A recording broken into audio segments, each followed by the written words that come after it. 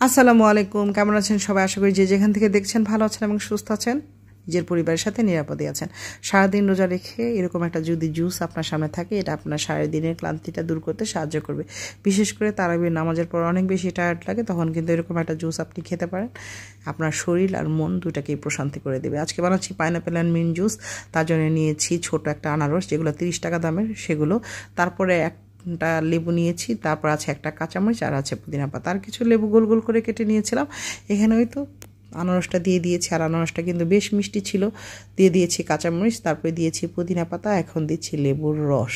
যদি কেউ আপনারা চিনি খেতে না চান বা লবণ অ্যাড করতে না চান, সেক্ষেত্রে কিন্তু চিনি লবণ দুইটাই বাদ দিতে পারেন।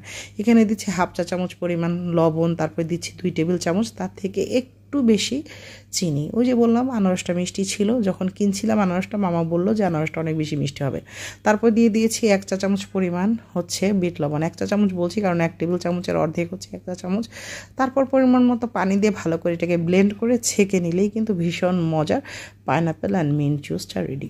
আর অবশ্যই আমি রেকমেন্ড করব এই জুসটা খালি পেটে না খাওয়ার জন্য, বিশেষ করে ইফতারের সাথে সাথে এটা কখনোই খাবেন না, ভারী কিছু খাওয়ার পর খাবেন। কারণ হচ্ছে যে কোনো সাইট্রিক অ্যাসিড আছে যেসব ফলে, সেসব ফলের জুসটা যদি আপনি খালি পেটে খান, তাহলে অ্যাসিডিটির প্রবলেম বেড়ে যেতে পারে। কারণ সারাদিন আমরা রোজা রাখি, রোজা রেখে আমাদের পাকস্থলীটা খালি থাকে, হঠাৎ করে যদি এরকম একটা সাইট্রিক অ্যাসিড বেশি আছে যেসব ফল, সেসব ফলের জুস যদি আপনার পেটে পড়ে, তো জ্বালা পোড়া করার একটা টেন্ডেন্সি থাকে। তো চেষ্টা করবেন কিছু একটা খেয়ে। আমি প্রথমেই বলেছি তারাবির নামাজটা পড়ে, বিশেষ করে আমরা যেটা করি, তারাবির নামাজ আদায় করার পর তারপর দেখা যাচ্ছে যে এই জুসটা খাই, তারপরে বেশ ভালো লাগে। তো এখন একটু লেবু আর একটু পুদিনা পাতা দিয়ে এটাকে ডেকোরেশন করে দিলাম।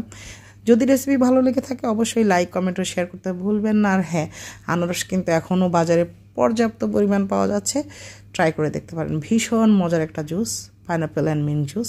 যারা খেয়েছেন তারা তো খেয়েছেন, তারা জানেন এটার স্বাদ কেমন।